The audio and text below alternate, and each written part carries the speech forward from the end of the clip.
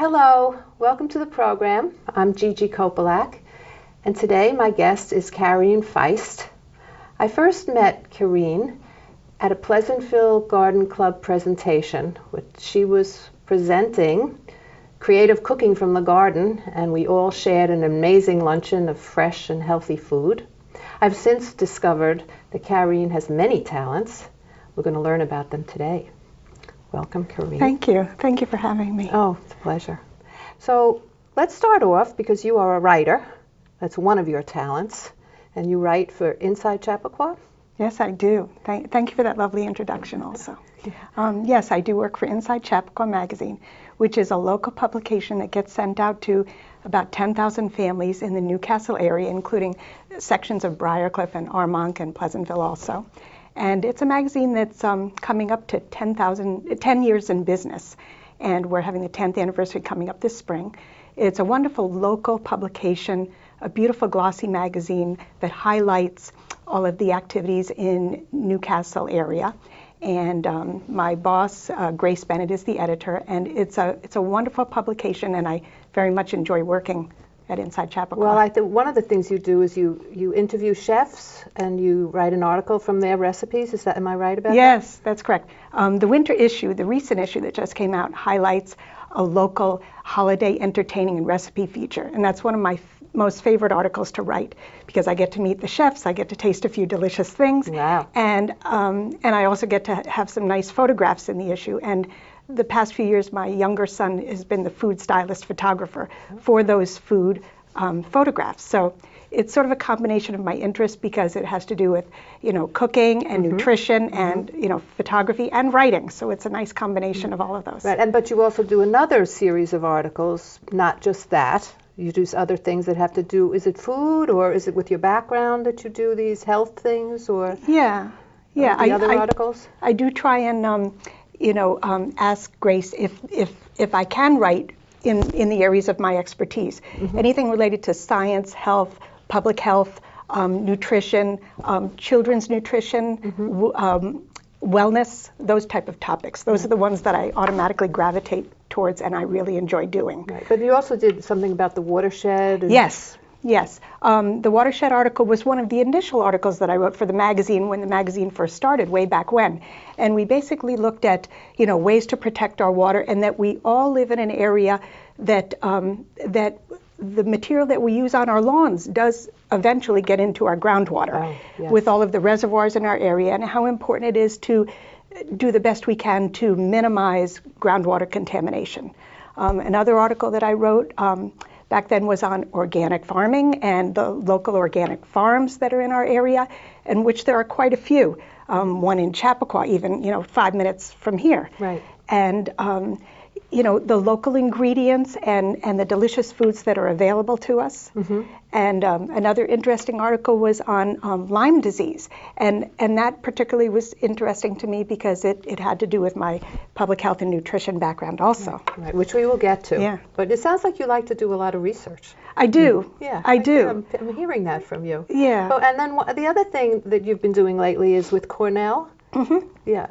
What is that about? Yeah. Well, I guess it started because my older son is a Cornell student in the food science department, and just over the last few years, I had come into contact with several administrators up there, and I had spoken with them about a program that they do called the Cornell Summer Scholars Food Science Program. Okay. And basically, what that is, it's a summer program where students come from all over the world up to Cornell, and they're doing 2.5 months of research on various topics, very scientific topics, not necessarily all with a food background, but some of these students came in with biochemistry background and chemistry or engineering or food science, all different kinds of expertise.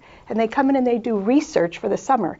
And how I came to be a part of this is that this group comes to Westchester every summer to meet with folks at PepsiCo and Kraft and some of the large food manufacturing research headquarters in our local area, like in Thornwood and Tarrytown.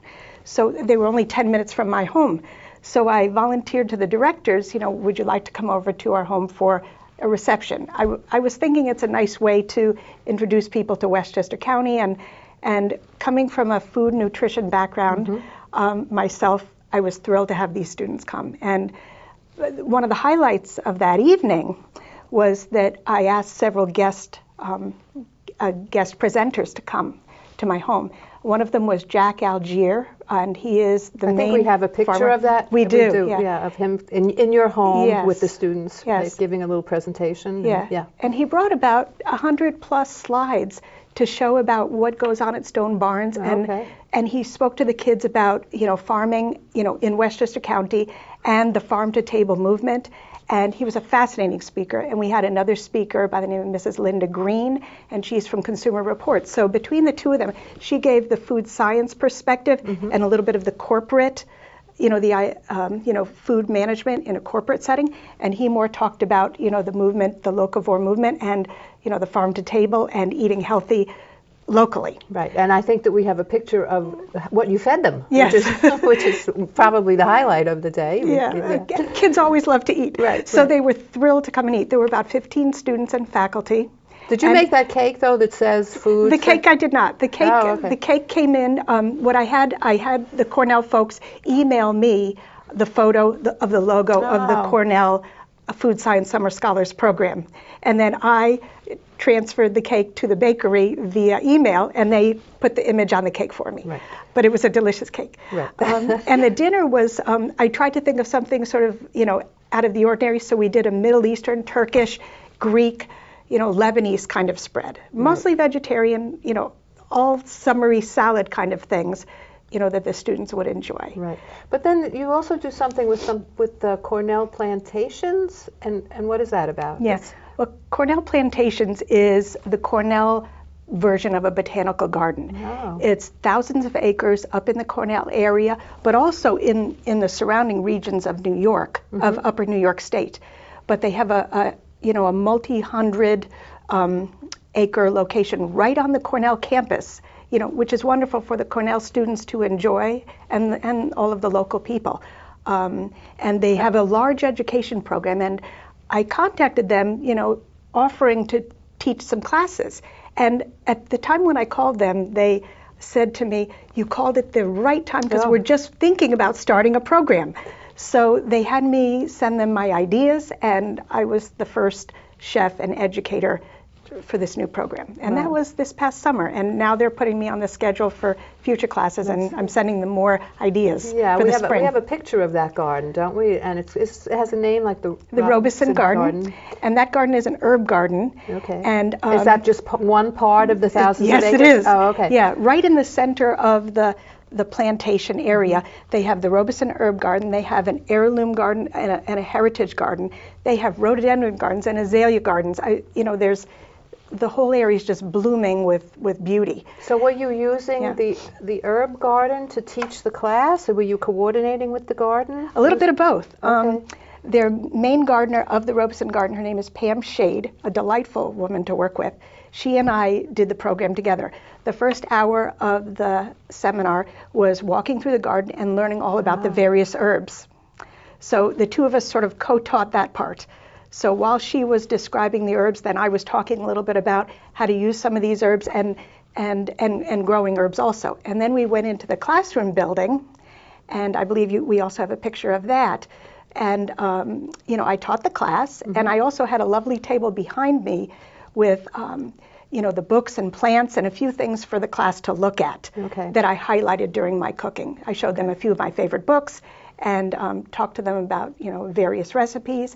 And we did a class that highlighted the various herbs that were in the garden. Right. So we did a Moroccan recipe, a Turkish, a Lebanese recipe, an Italian panzanella, which is a bread basil salad.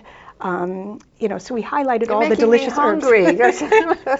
Sounds so good. What a fascinating class. That's great. It was a lot of fun, and looking forward to the next one in the spring. But what's really interesting about you is that, tell us about what you started doing when you came out of college. Yeah. Well, there's a story in that too. Right. I started college thinking that I was going to be, go into law school, and I was a pre-law major. And then halfway through college, I took some public health classes just as electives, and I found that I enjoyed that so much more. That was more for me, you might say. And so I finished my degree with public health and political science. And then I decided to go to graduate school instead of law school. So I spent my undergraduate, in Western Massachusetts at UMass, and sometime at BU in Boston.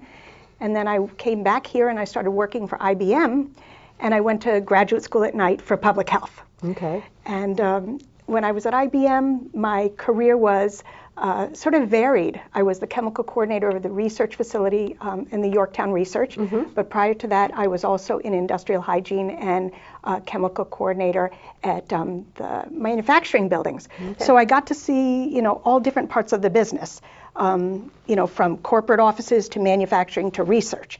And most interesting to me was the public health part, which was what my background is. My background is epidemiology. So at IBM, I got to use, a good bit of my science background and my public health background. Do you want to explain what an epidemiologist is? It's such a wonderful word. Sure. Yes, it is. And I'll tell you what it is, too. Epidemiologists are the folks who look at risks and why certain people come down with certain diseases. It sounds like the word epidemic, right? But sometimes people, think that it, has to do with epidermis, like skin. Oh, okay. But, basically it doesn't have to do with, dermatitis or skin, but it has to do with, looking at why certain population groups are more apt to come, in contact with certain diseases, or why they develop certain diseases.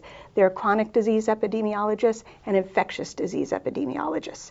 Okay. So, there's all different areas of research for epidemiologists. They look at why people come down with AIDS, why people are, come down with lead poisoning or exposures in the workplace. And when I was at IBM, I looked at all of those type of things, plus various topics dealing with the employee population. Right. We looked at exposure to VDTs, chemicals, exposures to pregnant women, smoking in the workplace, all those different types of things. So it was a nice, a fascinating time for me. Right, it sounds like it. Two fascinating things you're doing here. So all right, now there's another story about how you changed again, which I think is fascinating. I think that you have this wonderful career and you're enjoying it so much, and then a friend comes to you and asks you to... Yeah, a good friend of mine asked me to help her with her wedding, and she knew that I always loved to cook, and at this point, I was working at IBM, and I said, sure, I'll help with the wedding. And why not? You have plenty of time, right? She had seen me do parties before, and so little did I know that there was going to be 400 guests at the wedding. Gosh. So before you said yes. Yes. You didn't say, that wasn't the I first said yes question, before right? I knew that. And I was sort of like thrust into the fire unexpectedly. And, 400 guest party is a lot of food, a lot of cooking, and a lot of planning. It was the first time that I had to have a large notebook, a lot of details. That's one of the things about catering.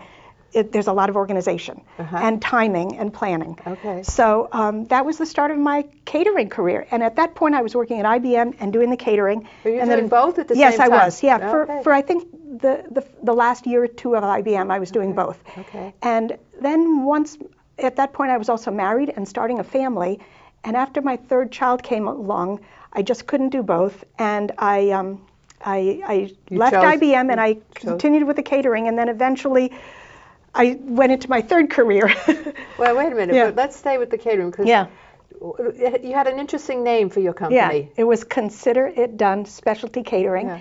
And why I say specialty catering is a good few of my clients had special medical conditions. So they came to me sometimes initially for recipe development, or for assistance with figuring out what they could eat according to their medical regimen, because knowing my background and my culinary interest, I was able to help them with finding recipes and that would help them to be the most healthy they could be. Right, so that's so interesting. So you combine both of these things. So if like there was a child that was allergic, let's say to peanuts or whatever, you could figure out a recipe that you could work. You worked with parties with these kids, and you made fabulous dinners, but it considered their condition. Exactly. Yeah. And I think you have a picture of a lovely harvest table. Okay. And I that was, I guess, one of my signature kind of presentations. And basically it was just highlighting all the best of the seasonal, wonderful produce and salad type ingredients. And it was like a version of a of an appetizer buffet. And sometimes a harvest table could be like a 12-foot table or a 48-foot table, like for a party of 400, which was what I needed. I put 4 tables together for that. And you know, I also geared those menus towards what people enjoyed and that was most healthy for them. Right. Well, the pictures look fascinating. Thank I mean, you. they look like everything there is delicious. And we have a picture of a cake that you made. Was it something to do with the internet? Or? Yes, yes. There's a delicious apple cake that I make. It's like a rustic apple. You know, it's a beautiful fall cake. It's perfect for, you know, the fall season. And I made that cake as one of the recipes that was going to go on a local website that was for an organization called Fit Kids Now, Northern Westchester. Fit Kids NOW for Northern Westchester. And they asked me. Is that still on? Yes, yes. Can we look up that recipe? Yes, you can. Okay. I don't know if you could look up that recipe, but I could get it to people if they'd like. Okay. But Fit Kids Now is an organization that was looking at improving the health of kids in Westchester, and they asked me to help with the nutrition piece. Okay. So I would be sending them, you know, some delicious seasonal healthy recipes, and that apple cake was one of them where I basically, you know, take a standard recipe, or I make a standard recipe utilizing, you know, the most healthy ingredients that I can. You know, if a recipe calls for, you know, 1.5 cups of sugar or flour, what have you, I generally scale back my recipes, you know, to make them more heart healthy. Right. And cut the sugar, add more whole wheat, and I always add a ton of fruit in all my recipes. Okay. You know, it's almost like more fruit than cake. Okay. So that's what's that amazing apple cake is you have. it's healthy and it looks beautiful. Yeah. And so, you know, I think that your eye has a lot to do with how you enjoy food. Right. So, yeah. It is. Like this picture that we have of the apple cake, you have to tell that story because your family's very involved with what you're doing. Yeah, the French layered apple tart. That's you know, a delicious, you know, apple tart, a seasonal tart. During the fall, it's an apple tart. Sometimes it's an apple and plum tart, or a plum tart, or a peach tart. You know, depending on what's in season is what goes in that tart. And basically, that is a teamwork effort because my husband, although he's from a financial and business background, that's what he does during his 9-to-5 job, or as it is, you know, 9 to 7 p.m. job, you know, these days in business. But he's been in you know, a very large part of all of my jobs, from my doing my catering to my writing to my teaching. You know, Arnold's been a big part of it. And that apple cake, that apple tart was a teamwork effort where he helps me with the layering. And, you know, it takes a good bit of practice and skill to get it to look, you know, as professional and lovely as it is. Absolutely. I start doing that. I put them all around like that. Then I have too many apples and I just start to throw them around the top. Yeah, no, so I know how hard that was. Yeah. And he helps with another delicious item that I make for this upcoming holiday season, and it's a 5-layer mascarpone cheese torte. And it's 3 layers of a cheese, right now. cheese layers and sun-dried tomato layer and a green pesto layer. Oh, so, my gosh. You know, it's a delicious appetizer too. Yeah. So from the way you're talking, I would imagine that you enjoy teaching. I do. Yes, and you do a lot of that too. Yeah. Don't you? In I different love teaching. venues. Yeah. Yeah, teaching is a way to you know, tell people about all the delicious foods that are available to us and teach people how to keep their eyes on eating healthy day to day. And what I try and emphasize is bringing seasonal produce into the home as often as possible, and having even just a small windowsill garden, a windowsill herb garden, you know. And what I also say to my classes when I teach is just cut the herbs and put them in a vase or a little, you know, glass in your kitchen. If they're right there, you'll use them, because using herbs isn't just for garnish or isn't just a dinner, but put them in your omelets in the morning, you know, put them in your lunch, crumble them over your soup. Snippets of basil, you know. So do you feel that herbs are medicinal? They are, but and I know some herbs just even give out aromas that they say is, you know, healing, has healing properties. Yes. Like lavender. Yes. Yeah. And basil also. Basil. Yes. Yeah. And I use herbs in, you know, quite a bit of my cooking. Okay. You know, and in the soups and stews, and there are certain herbs that are best for the winter recipes, and then you know, just keeping a pot or two of the, you know, the growing plants, you know, in your dining room window and they take very little care, and you just keep snipping and just enjoy. Well, you told me that because you don't have a garden, am I right? In the back, so you garden on your patio or I in mainly your do windowsills. container gardening. Yeah, and you told me, what was it? And you put the shower cap on? Yes. Yeah, I don't know how I originally thought of that, but basically I was looking to sprout some seeds, in my dining room window, and I had the thought that if I put like a cover out, it would sort of make like a little terrarium. And I used a shower cap from a hotel. And basically I used the plastic containers that one would find like the mesclun or the spinach mixes in, and put in the potting soil and the seeds, and then water it quite well, and the shower cap over the top. And that, keeps in all the moisture and the heat that generates from the windowsill. And they sprout really nicely. And then you just snip them a little bit. And then you snip them as you use them. And then do they still keep growing? Yes, they do keep growing, and you probably get a few cuttings out of each, planter. Right, and eventually. And you just start a new planter. You can start a new planter several times during the winter. Because the dirt is, used up, and then you have to get some new dirt and more nutrients in the soil. I mean, we are doing a garden club show here, so I wanted to sneak in that little bit of gardening. So the ones that I do for that would be like, the baby lettuce leaves, and you can get like a mesclun mix of seeds. And kids love watching it because it takes like a couple of days to start germinating, but once it does, it's like wonderful. And I also recommend families doing this because, the more that kids are involved with gardening, the better they're going to be eating. Absolutely. And also getting the kids in the kitchen is one of the best ways to improve nutrition, and also teach them about what is good eating, and then they'll also know that it can grow in their backyard and it can grow in their kitchen window, and it just doesn't come in a cellophane package shipped across the country. Right. So you did a class at Todd School that combined the food and the planting, or was it just planting at Todd School? Both, actually. Oh, okay. Yeah. Originally, when I first came on board, with the Children's Garden Club at Todd School, and Todd School is our children's elementary school in Briarcliff, where we live. I was one of the two co-chairpersons, and originally it was mainly a garden club, but I wanted to bring in a more educational component to it. So my co-leader and we thought of great ideas where we could talk about nutrition or talk about, a scientific aspect or a botanical aspect, rather than just putting flowers in a pot. And so we would take a theme like salsa gardening, or cactus gardening, which would be like a. What was the first thing you said? Salsa garden. Salsa garden. Salsa. Salsa, as in tomato salsa, mango salsa. Okay. The kids would love to dance though, because they were always, lively bunch.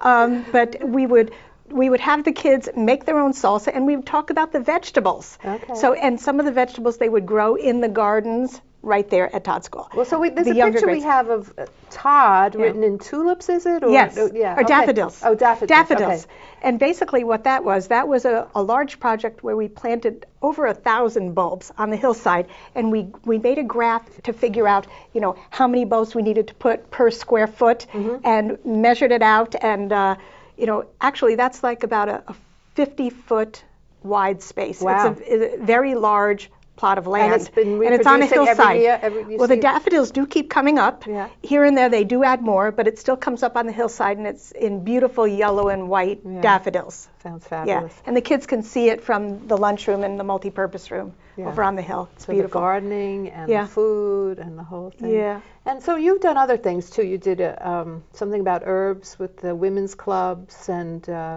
you want to talk a little bit about that? Sure. That's one of the things that I'm very active in now. I do a lot of teaching locally. And a lot of the teaching is coordinated with my cooking, which is nice. Some of the classes are hands-on cooking and lectures. Yeah, let me just interrupt you and say it's very nice for the participants with your cooking, because that's what you did with the garden club, and that was a fabulous luncheon. Thank you. You're welcome. So now, I'm sorry to interrupt you, but I always try and get people involved, because it's nice to have the extra set of hands, of course, but more so that's the way they learn too. Right. And I always teach some basic skills with the class. I teach a little bit of knife skills while I'm at it, and a little bit of basic culinary guidance, about, cooking and roasting, and the people go home with, a nice folder full of recipes, plus another 20 that I tell them as I talk. Okay. And a lot of the courses that I do are through the 9th District of the New York Federation of Garden Clubs. And I'm one of the speakers for the 9th District. And various garden clubs in the upper to lower Westchester counties contact me to do a program. And sometimes it's just a talking type program, where, like one that I've done for Scarsdale, where I did a lovely arrangement with herbs and flowers. And that was not a cooking class, but that one was more of a hands-on demo class for flower arranging using herbs. So I brought my culinary and herb interest into that class, and they made beautiful gift baskets and gifts using culinary herbs. And then most of the other classes that I do for the garden programs are hands-on cooking brunches or lunches, like I did for the Pleasantville ladies. Right. And then you're also involved with the farmers market in Pleasantville? Are you in some way? I've been involved with farmers market programs for quite a while. I've taught programs at various farmers markets in our area, I think 3 in this local area, including Ossining and Tarrytown. And basically I would be asked to do a seasonal produce program, and it could be a strawberry tasting festival or a blueberry tasting festival, and that would be, you know, telling people about the delicious seasonal produce and giving them nice recipes, and basically talking up to people about, you know, how to use what's in season that week. Right, how to eat healthy and have delicious food. Exactly. I mean, we have a picture here of one of just a simple tomato, arugula, and a piece of cheese on top, and you have, it's beautiful and healthy. And it doesn't need much. When you have the colors and the delicious flavors, you know, during, you know, serving what's in season at the height of its deliciousness. Yeah, and the fact that they're local food. Right. That's right, fresh from the farm.